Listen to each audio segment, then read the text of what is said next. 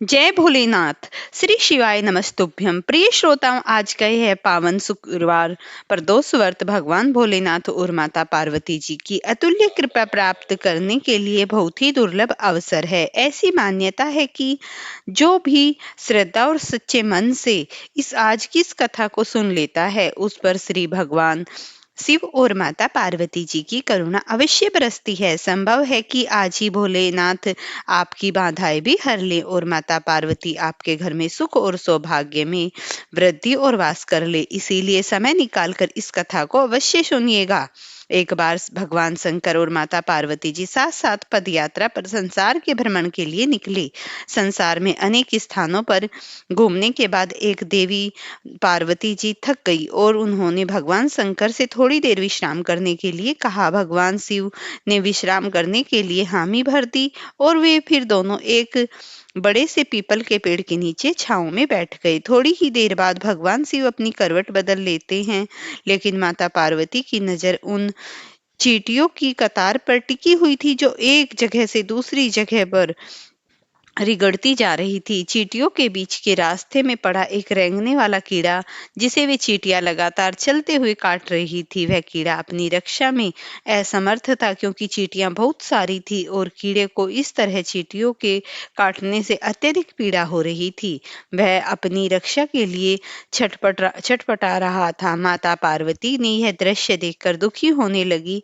माता कैसे न कैसे करके उस कीड़े की पीड़ा मिटाना चाहती थी, लेकिन खुद में असमर्थ थी। तो माता ने कीड़े को इस समस्या से मुक्ति दिलाने के लिए भगवान शिव से प्रार्थना की। भगवान शिव ने जब खड़े होकर उस कीड़े को देखा तो उन्होंने देवी पार्वती को समझाया कि आप इस पर ध्यान मत दो।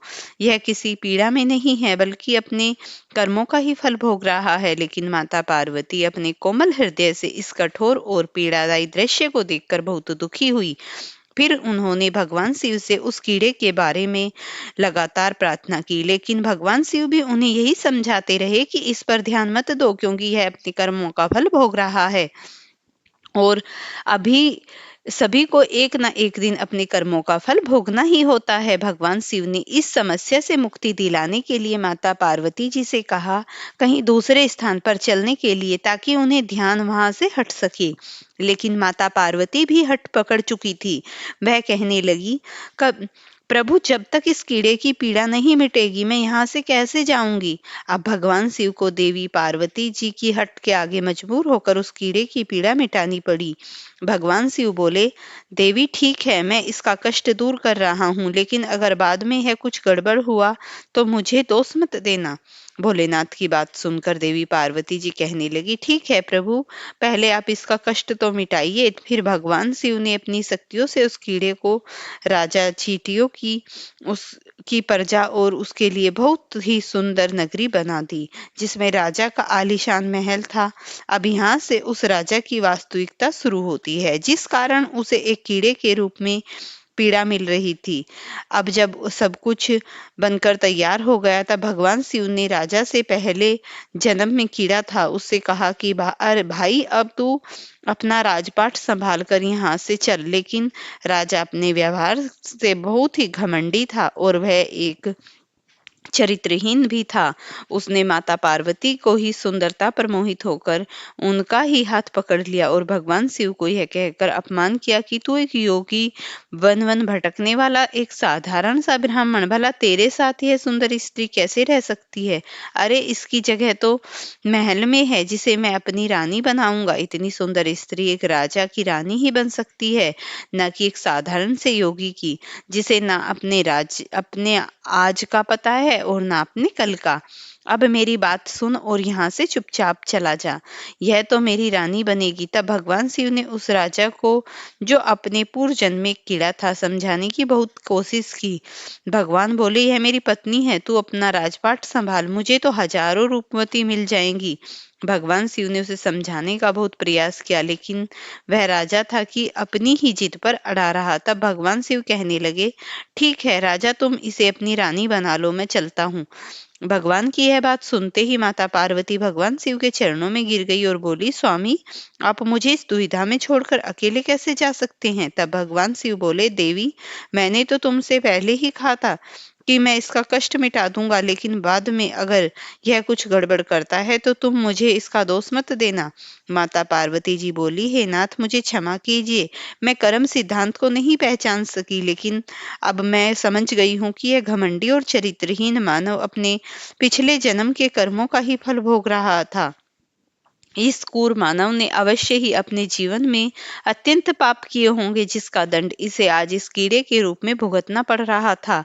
अब भगवान शिव प्रसन्न हुए कि चाहे देवी पार्वती ने हट करके ही इसका कष्ट मिटाना चाहा, परंतु अब वह कर्म सिद्धांत को तो समझ चुकी थी।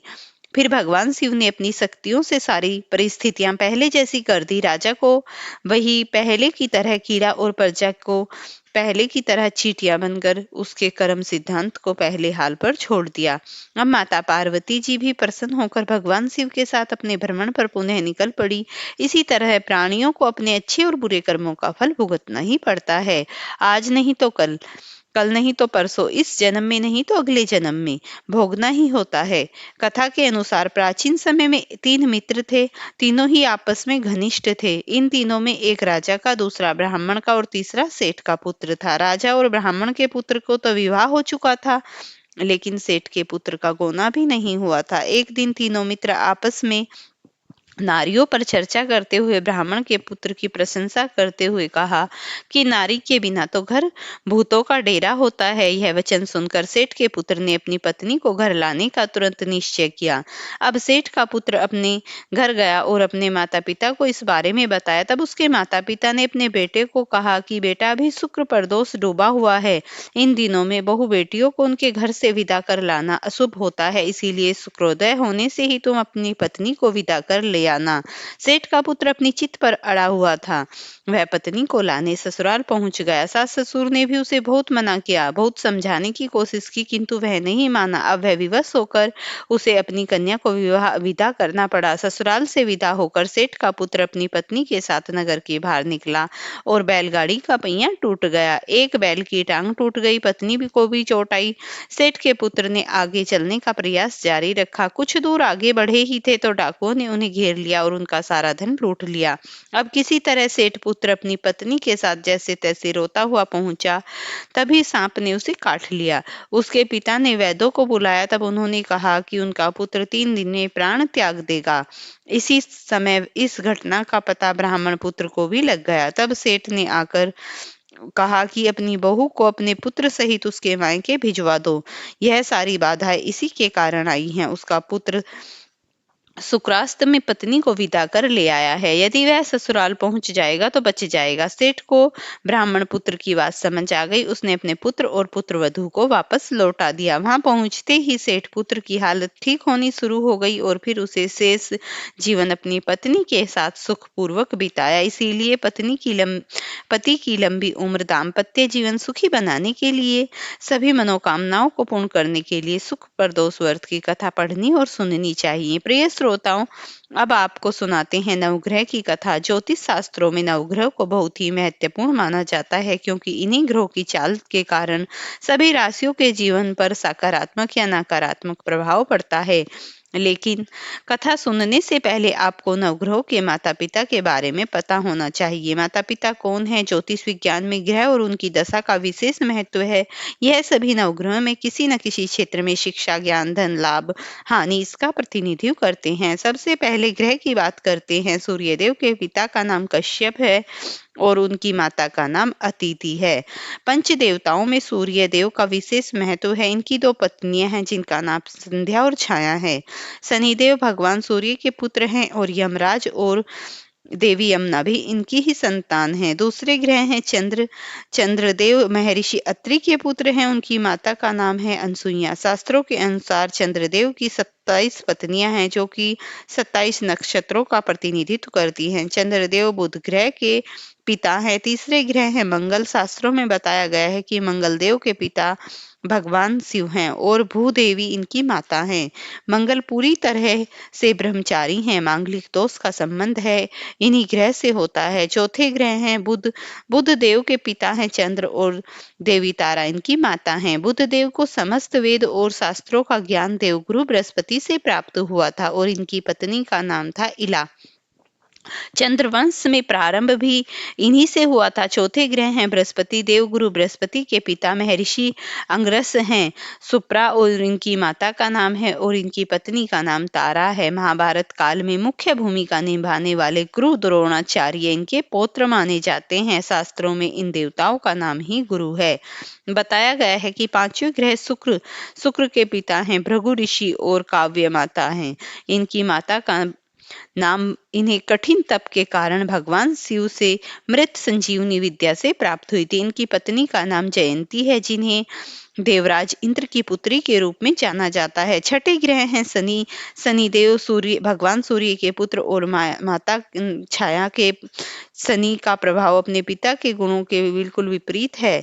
शनिदेव कर्मों के अनुसार फल प्रदान करते हैं और इनकी पत्नी का नाम है धामिनी। सातवें ग्रह हैं आठवें ग्रह हैं रूप के राहु और केतु को जाना जाता है, जो कि समुद्र मंथन के समय अमृतपान करने के पहले ही स्वरभानु था, जिनके पिता का नाम विप्रचित है और माता का नाम सहींका है। राहु की दो पत्नियां हैं, जिनका नाम नागवल्ली और नागकर्णी है। इनका वाहन काले अश्व वाला रथ है। वहीं स्वरभानु दैत्य के धड़ से केतु उत्पन्न हुए थे, जिनका वाहन चील है।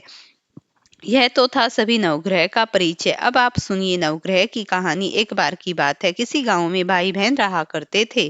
भाई बहन का विवाह हो चुका था। एक दिन भाई अपनी बहन से मिलने के लिए ससुराल जा रहा था, तो रास्ते में उसे एक सांप मिला और कहने लगा, मैं तुझे डसूंगा। भाई बोला, हे नाग देवता, मैंने ऐसा कौन सा अपराध कर दिया जो तुम मुझे डसोगे? मैं तो अपने माँ बाप का एक ही पुत्र हूँ, बहन का भाई हूँ। मेरी पत्नी, मेरे बच्चे, मेरा सब इंतजार कर रहे हैं। अब आप मुझे डसना चाहते हो? तब सांप बोला, मैं तुम्हें नवग्रह की दशा लगी है, इसीलिए मैं तुम्हें डसूंगा। जब सांप किसी की भी तरह राजी नहीं हुआ, तो वह बोला, ठीक है, अपनी बहन के घर जाकर मिल आता हूँ। जब मैं वापस आऊंगा तो मुझे डस लेना। सांप बोला, क्या पता तुम वापस आते रास्ते में आओ या ना आओ, तो मैं तुम्हें अभी डस लूंगा। वह लड़का बोला, ठीक है, तुम ऐसा ही करो।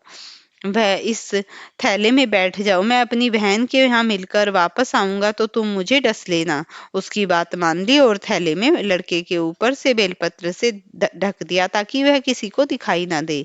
फिर वह बहन के घर पहुंचा। बहन उस समय नवग्रह की कहानी कह रही थी। उसने भाई को आया देखकर कहा कि भाई तुम बैठो, मैं पहले नवग्रह की कहानी कह लूं और फिर बैठो। बहन कहानी सुनकर आई। जीवों की, जानवरों की, हाथी की, घोड़े, कुत्ते, बिल्ली, सब की कहानी सुनकर आई। और फिर उसने भाई बहन की, घर में के धनी की, बेटी की, जमाई की, देवरानी जेठानी की, सास ससुर की, संग सहेलियों की, ग्रह शांत हो जा, 8 पग आदमी चल, 4 पंग सांप बिच्छू भंवरे आगे चले। ऐसे भाई की कहानी सुनकर बहन खड़ी हो गई और भाई के पास थैले पर रखा देखकर बोली, अरे भाई, थैले में क्या लाए हो? इससे पहले भाई कुछ कहता थैला उठाया और घर के अंदर ले गई। थैला देखकर बोला तो बेलपत्र, केले और संतरे रखे थे। सांप एक चमचमाता हुआ हार बना हुआ था। जब हार पहनकर वह बहन बाहर आई तो गले में चमचमाता हार देखकर भाई बोला, बहन, इतनी कीमती हार तुम कहाँ से लाई हो? बहन बोली, भाई तुम ही तो लाए हो। थैले में केले और संतरे के साथ हार भी तो है। भाई ने सुना और कहा, बहन, मैं तो कुछ भी नहीं लाया। तब बहन बोली, हार नहीं बल्कि मेरी मृत्यु का सामान था। ऐसा कहकर उसकी सारी बात अपनी बहन को बताई और फिर कहने लगा कि बहन, यह तो नवग्रह की कहानी का प्रभाव है। जो है सांप हार बन गया, यह हार तू ही रख ले। कुछ दिनों बाद बहन के घर रहने के बाद जब भाई वापस चलने लगा तो बहन बोली, भाई, तुम्हारे नवग्रह की दशा लगी थी, तुम घर जाकर भाभी से कहना कि नवग्रह की कहानी कहे। ऐसा कहकर उसने अपने भाई को विदा किया। भाई जब अपने घर पहुंचा और पत्नी को बोला कि हमें नवग्रह की दशा लगी थी, तो उसने नवग्रह की पूजा की, उन्हें जल समर्पित किया, तो घर में सुख शांति छा गई और उसे जीवन दान भी मिल गया। प्रिय भक्तों, अगर आपको ये कथा पसंद आई हो तो इसे लाइक और शेयर करना। चैनल पर नए हैं तो चैनल को सब्सक्राइब करना।